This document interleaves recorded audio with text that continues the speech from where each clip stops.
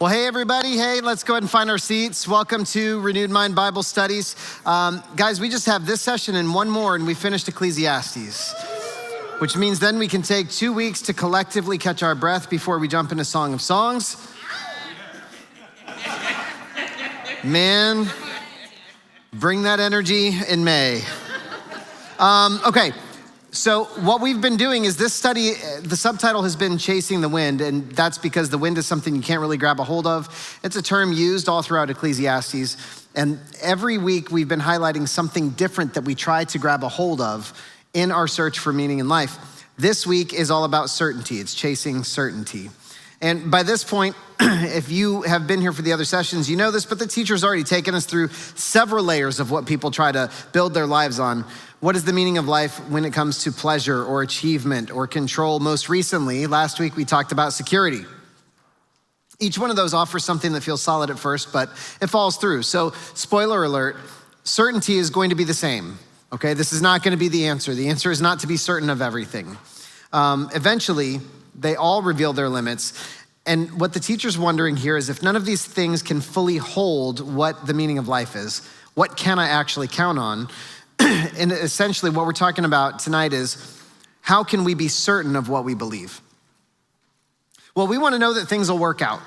And we want to believe that if we make the right choices, live the right way, follow the right path, and respond the right way, there's something in us that longs for life to feel predictable. Even if we don't want it to be the same every day, we do want it to be predictable and we want it to feel fair. We want a sense that the future can be managed. And so Ecclesiastes chapter 7 through 10 are going to challenge all of that. So instead of offering clear answers, as I'm sure you've also noticed in this book, the teacher starts placing different pieces of wisdom side by side, making them feel familiar in some ways, and some of them would be brand new. At times, part of what we're going to read tonight sounds almost like Proverbs, but essentially, here's the hard truth for tonight, if you want the Cliff Notes. They're not Cliff Notes anymore, right? That's an old thing now. Spark Notes. Here's what ChatGPT would tell you. I don't know, whatever people use now. Good decisions do not always lead to good outcomes. Sorry. Wise people still face difficult situations, and justice does not always happen when we expect it to. Thank you for coming. Long after Ecclesiastes was written, we've been tying this to the teachings of Jesus, and tonight's no different. In Matthew 7, starting in verse 24, he says this, "Anyone who listens to my teaching and follows it is wise, like a person who builds a house on solid rock. Though the rain comes in torrents and the floodwaters rise and winds beat against that house, it won't collapse because it is built on bedrock. But anyone who hears my teaching and doesn't obey it is foolish, like a person who builds a house on sand. When the rains and floods come and the winds beat against that house, it will collapse with a mighty crash." What I really want you to take away from this is this. He gives you teachings, but the teachings don't always come with guarantees. The guarantee that we do have is eternal life with our Savior. And that's a pretty big one, if you ask me. But we want guarantees for the now. We don't have it. The takeaway is this. Anyone who hears my teaching and doesn't obey it is foolish. He's full of giving us teachings, and there's a broad way to apply them, but there's a right and a wrong way as well. This is where Ecclesiastes is taking us tonight. That's where wisdom begins to lead us. It's not to a guarantee. It's meant to lead us to trust in the Lord himself. Amen. First section, when wisdom feels backwards, centered around the first 14 verses of chapter 7 of Ecclesiastes. This is where a lot of it seems to be a little bit like Proverbs. For those of you that read this in advance, it reads like Proverbs, doesn't it, with these short sayings? And some of them are pretty great. I am going to read to you the first 4 verses. But not all 14 of them. It says, "A good reputation is more valuable than costly perfume." That sounds like ancient wisdom and true. "And the day you die is better than the day you are born." Okay. That's attached by the word "and." That's one whole thought. Okay. "Better to spend your time at funerals than at parties. After all, everyone dies, so the living should take this to heart." He says, "Sorrow is better than laughter, for sadness has a refining influence on us." I heard a heavy sigh already. I'm sorry, guys. All right. Verse 4, "A wise person thinks a lot about death, while a fool thinks only about having a good time. I read this scripture to somebody earlier this week. They said, I must be the wisest person of all time. Anybody here? I'll just be honest. Is there anybody here who thinks about death probably more than people think you think about it? Okay. Yeah. Well, congrats. The fear of the Lord is the beginning of wisdom, but you've just stumbled into another part of it. So if a lot of that sounds backwards, it's because it is, okay? And literally speaking, that's the point. The teacher is using a method here that is meant to feel off-putting and grab your attention. He wants to wake you up as you're reading this. Wisdom doesn't always align with what feels good in the moment. In fact, wisdom often pulls us in the opposite direction of what we want instinctively. So when he says it's better to spend time at a funeral than a party, and by the way, I've been to several of both. I don't literally agree with this statement. It's not because funerals are enjoyable. He's saying this because funerals force us to see something we usually avoid. Something we usually avoid. They bring us face to face with reality. Life is fragile. Time is limited. What we are building on this earth will not last forever. And so the word that's translated as funerals is Beit Evel, and it's actually more literally translated as a house of mourning. House of mourning, and that is Mourning. It carries the idea of a place where people are confronted with loss, somewhere that they are unable to be distracted from it. So for everybody who loves to find some good disassociation, this ain't your chapter.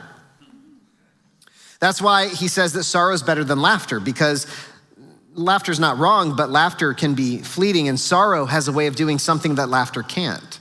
If you've ever had this moment of deep sorrow, sorrow slows us down and forces us to reflect. It makes us think. And that word that he translates as sorrow is from the Hebrew word ka'as. It refers to grief or frustration or emotional weight. Emotional weight. So if you're like, well, I don't think I've got sorrow today. Well, out of those three definitions, maybe you do. It's the kind of experience that presses on your heart until something changes. And the teacher's shown us that wisdom is a lot of times formed in places that we would not choose. Unfortunately, it's not the happiest places. I'm sure that there are some stories like this. I've just not heard them. I've just never heard of stories of people going to like Disney World and having these deep moments of wisdom revelation outside of Epcot Center or whatever. Like things that we enjoy, it's great. But there is meaning and value in the sorrow as well. So he continues by saying it's better to be corrected by a wise person later on in this reading than to be praised by fools. And while we would all agree with that, in theory, most people would rather be affirmed than corrected.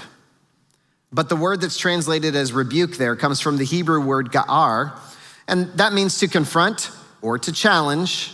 Challenge is your blank there, or to call something out directly. This is not a gentle term, it's something that is necessary. Correction, when it comes from wisdom, always leads somewhere, but empty praise never leads anywhere. The laughter of fools, he talks about is he gets descriptive in this. It's like the crackling of thorns in a fire. It makes noise and flares up quickly. It just doesn't last. And so following this, the teacher begins to speak about both patience and perspective. He says things like finishing is better than starting. That statement cuts against the whole culture that we have that celebrates beginnings. Starting something is exciting. There's grand openings and ribbon cuttings and things with great potential. And if you have two restaurants that you can walk into, we generally prefer the one that feels new rather than the one that feels 38 years old, unless it's a diner for breakfast, and then that is the one that you want. But he's talking about the finishing is better because the finishing requires walking through difficulty, staying constant. And the word that's translated as patient there is from the Hebrew word erek. And that literally means long of spirit. Long of spirit. That makes me think of when it talks about the fruit of the Spirit and that fun King James term for patience, long suffering. If you've ever had to be patient, you're like, yeah, let's go back and use long suffering again. This is describing someone who can stretch and endure and stay consistent over a long period of time. So wisdom is not just about what we know, it's about how we endure.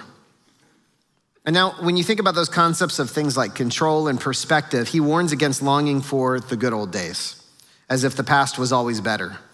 That kind of thinking always traps us. It pulls us out of the present and it creates a version of reality in the past that is just not entirely true. We're all guilty of this at times. Finally, he covers everything into something that we have seen before. He says, accept the way that God does things, for who can straighten what he has made crooked? And that word crooked comes from the Hebrew word avath, which means something that is bent or distorted. So your blank there is distorted.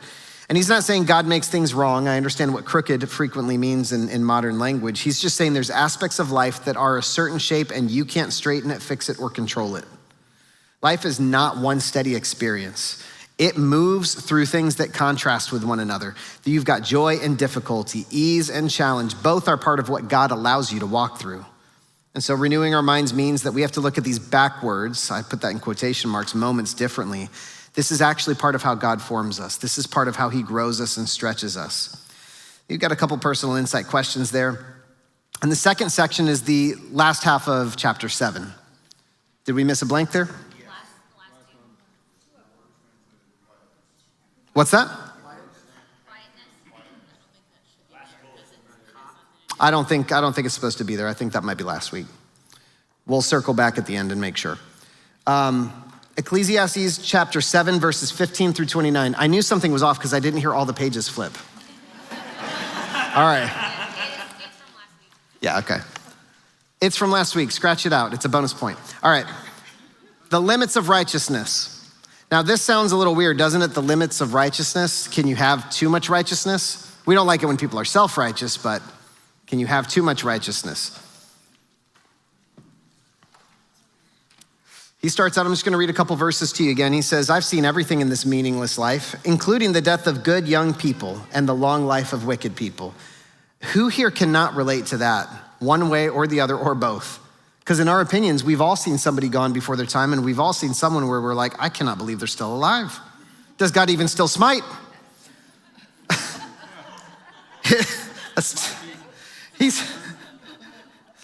I have made that joke before and said that, but I've never said it from the pulpit. He says in verse 16, don't be too good or too wise.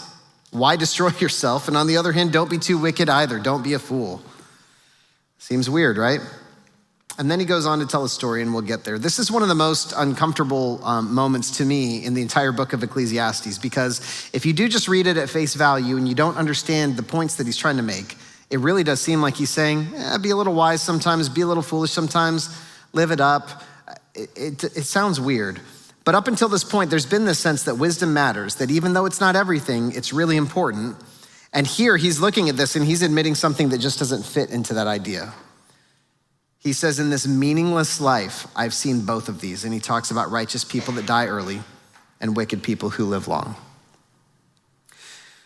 Like I said, who here can't think of someone that would fit into that, someone that you were surprised to see still here after all these years? And that fact alone disrupts the expectation that a lot of people carry, because we want life to feel fair. We want life to feel fair. And we want to believe that if we do what is right, things will go well, and if we do what is wrong, consequences will come quickly. This is part of what Job's friends were understanding when they were trying to help him admit what was wrong, and boy, were they on a rough assignment there. The teacher's trying to make sure we understand that's just not how life works. The word that's translated here as righteous comes from the Hebrew word tzaddik. It means somebody who is just, upright, or somebody who is living in alignment with God. Alignment with God. Additionally, the word for wicked there is rasha, which describes someone who disregards what is right. Disregards what is right. Again, this is not somebody who doesn't know the right thing to do and stumbles into the wrong thing. This is someone who knows and disregards it. That's a different thing. Both of these exist in the same world, and both experience outcomes that don't always match our expectations, and that's why life often feels unfair. Even though it's not directly about people that die early or live longer than we think that they should, he's highlighting that this is one of the key places in our life on earth that actually makes us wonder, what does the justice system in the cosmos actually look like? Because to us, when you find that somebody's committed a crime, you apprehend them, you charge them, you convict them, and then there's discipline or punishment, whatever. And we try to look at this throughout the life that we live too. He's wondering things like, if wickedness doesn't immediately lead to a downfall, what does that mean for how we understand justice?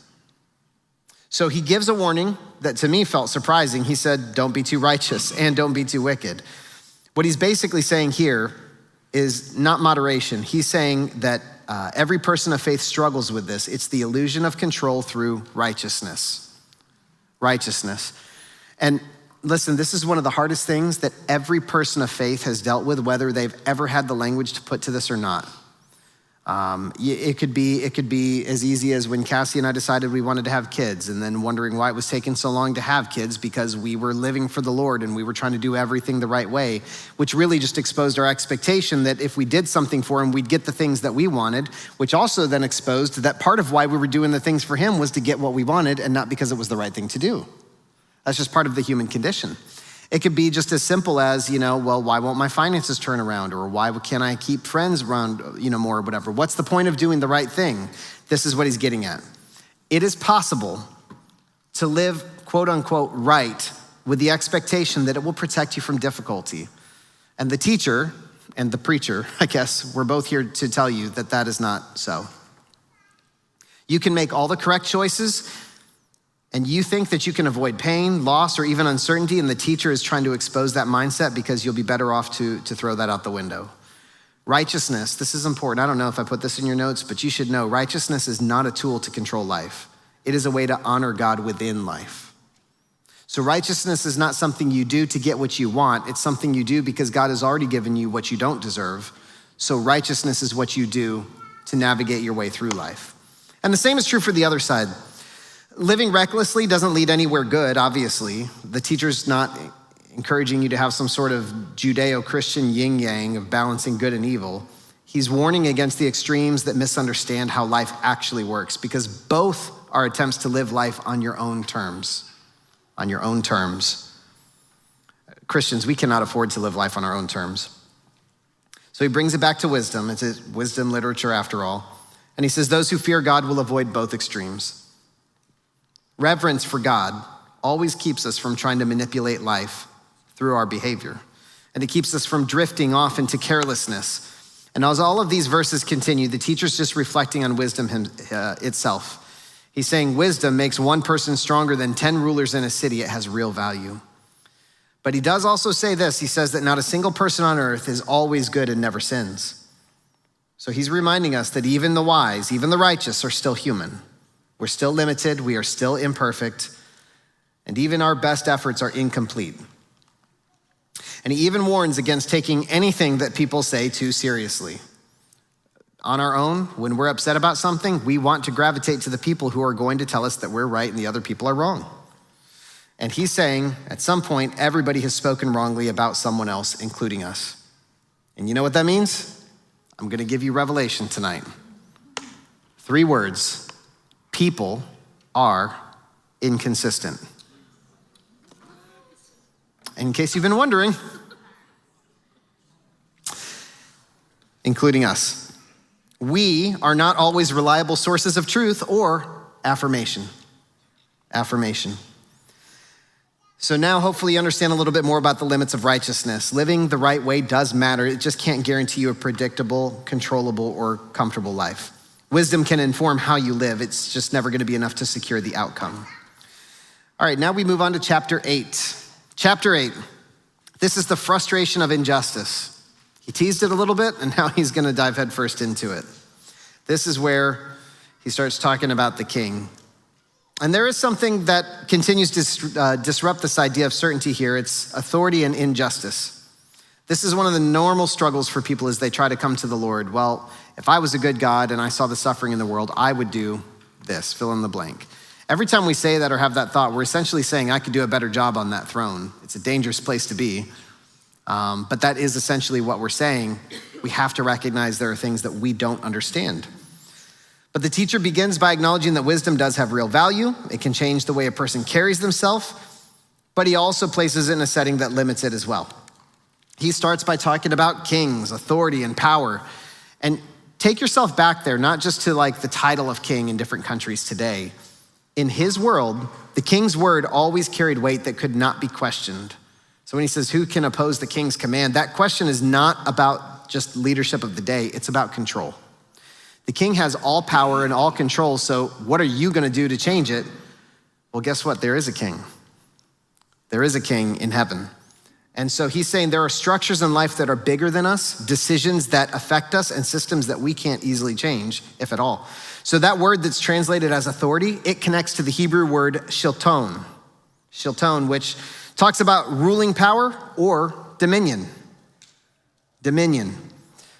It's talking about the kind of control that belongs to someone else. Dominion means you have complete control over whatever this sphere is. It's the Lion King. Everything the light touches is your kingdom, Simba. At first, he encourages wisdom in how we respond. He said, obey wisely and be patient and recognize God's timing. There's this whole idea as you read through this chapter that navigating authority requires discernment, but that still doesn't fix the problem because as you look at the authorities here on earth, people in power do wrong. And not only do they do wrong, but sometimes they get away with it. Justice gets delayed and consequences don't come when we expect them to. And when that happens, something shifts in the human heart. This is an example of what he says in the chapter. He says, when a crime is not punished quickly, people feel it is safe to do wrong. Would you agree with that? That line, that cuts straight into how injustice does tend to spread. It's the absence of immediate accountability creates the illusion that actions do not matter. And it tends to feed the belief that wrong can continue without consequence. I'm not just talking about crimes on the street. I'm talking about the way we treat each other, the way that we talk to one another. Sometimes we don't see it, so we assume it's not there, but he's saying it is. So even here, the teacher is holding on to something. He's saying that even though the wicked may seem to prosper, it will ultimately go better for those who fear God. Not right now, but ultimately. Again, we see that word, you don't have to put it down, but Yahweh, it's that sense of awe and everything. It's anchored in reverence. But he doesn't pretend that this knowledge makes it easy either. Because righteous people sometimes get what the wicked deserve. And wicked people sometimes receive what the righteous deserve.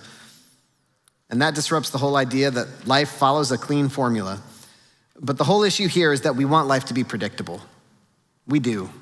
We may not want day by day monotony, but we do want to be able to predict life. We want cause and effect to be clear. We want justice to be visible and timely. We want to know that hard work always pays off. And the teacher is honest that life doesn't work that way. So he recommends having fun. He recommends having fun, but not as an escape or as a disassociation. There's that word again. He recommends having fun as a response. Big difference. In the same way that righteousness can be used in the wrong way, fun is not something we do to try to blow off steam or relax. Fun is actually best when it is a response to the goodness of God in your life. Yes, you've got negative things in your life. You've got positive things too. Enjoy the things that he's given you and have fun with them because that is a proper way to say thank you. If I gave my kids their stuffed animals or their toys and they only wrapped them in plastic and stuck them on a shelf and wouldn't let anybody touch them, I'd stop getting them stuff. I probably should anyway. Bottom line is this. You can search and you can pursue wisdom, and there are still gonna be things that you just can't fully explain. You might not understand everything God is doing, but that doesn't mean that he's not at work. All right, chapter 9, the unpredictability of life. The subtitle, if you're reading the New Living Translation, says, Death Comes to All. So thanks for being here. After wrestling with wisdom, righteousness, injustice, the teacher steps back and he starts to look at life as a whole. What he sees is not something that is predictable, which we've read through. The righteous and the wise are in God's hands, and there is comfort in that. There's security in knowing that our lives are not outside of his care. But at the same time, nobody knows what lies ahead. Nobody knows their last day. Whether love or hate, blessing or hardship is ahead, we just don't know. So what he's trying to teach us is this: the same destiny ultimately awaits everyone. Righteous or wicked, good or evil, devoted or indifferent, the same reality comes for all, and that reality is death.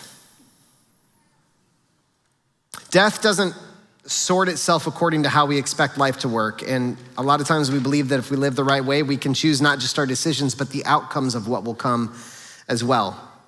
But instead of leading us into despair, the teacher wants us to shift our perspective. Anyone who is among the living has hope. Anyone who is among the living has hope. And as long as there is life, there's always opportunity, still meaning, and still a chance to live with purpose. Anytime I've talked to somebody who said, I'm not sure that I have purpose, I'm like, you're alive. If you had no purpose here, God would not let you stay here. There is always purpose. I'm not saying it's always easy to discern or find, but there is always purpose.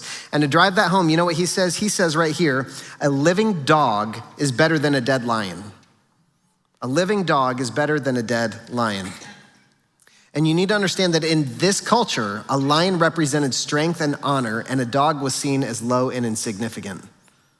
And he was like, yeah, but if you're a dog and alive, you're still winning. Life itself, even in its most humble form, carries value. We have to remember this. Because from there, he begins to describe what it looks like to live in light of that reality. Everyday expressions of life, things that we take for granted, literally every day. Eating with joy, enjoying a good drink with a grateful heart. He says wearing clean clothes. How many of us put that in our prayers when we were thanking the Lord today? Somebody here is like, I should have changed my shirt. And he says, enjoying life with the people you love, giving yourself fully to the work in front of you. These don't seem like grand accomplishments or extraordinary achievements, but they're actually faithful responses to the gift of life as it is, not as we wish that life would be. And so the fastest runner doesn't always win the race, and the strongest warrior doesn't always win the battle, but while skill, strength, and wisdom are things we all want, they just don't guarantee the outcomes. And so the word that is translated chance here comes from the Hebrew word pagah. Pagah. And this actually refers to an occurrence, an event, or something that happens without warning. Something that happens without warning. From our perspective, life includes moments that arrive unexpectedly outside of our planning. And he's just trying to say as we wrap up this chapter or this section, that time and chance happen to everyone. That statement doesn't remove God from the picture. To us, it feels random or happenstance, but he's still fully in control of how life unfolds. And we have to learn how to make our plans, but make them with humility and embrace what God puts in front of us and recognize that life itself is a gift. It's not something that guarantees you'll get to do everything that you want with that gift. The last section for today. Wisdom still matters, but we'll finish chapter 9 and we'll go through chapter 10 on this. This starts written out a little bit more and then falls back into that whole Proverbs vibe by chapter 10. As the teacher begins to close this section out though, he does something that really does feel surprising at the same time. Everything that he said about unpredictability, injustice, and the limits of control, he returns to wisdom again, but with a different tone. Because he starts with a story. And so he tells a story here of a small city that is weak and vulnerable and surrounded by powerful enemies. And there's no obvious way out, no strength to match the threat. But within that city is one poor wise man who finds a way to deliver the city from the enemy. It's a moment that should stand out and be remembered, but that man is forgotten. That man is forgotten. That's your first blank for this section. Hey, by the way, who's the 5th president of the United States? I'm just saying, doesn't matter if you're the president, you still get forgotten. All right. That detail carries the idea that this man gets forgotten. While wisdom worked and it brought deliverance, it still didn't secure recognition or status or any sort of lasting reward by our standards. And the teacher is showing us that wisdom also doesn't guarantee that it'll get noticed or honored the way that we might hope. Wisdom is better than strength. But the teacher also says one sinner can destroy much that is good. That word that's translated as destroy comes from the Hebrew word abad. And in case you're really into it, later on you'll see Abaddon, the destroyer towards the end times. But it means to ruin or lose or bring something to nothing.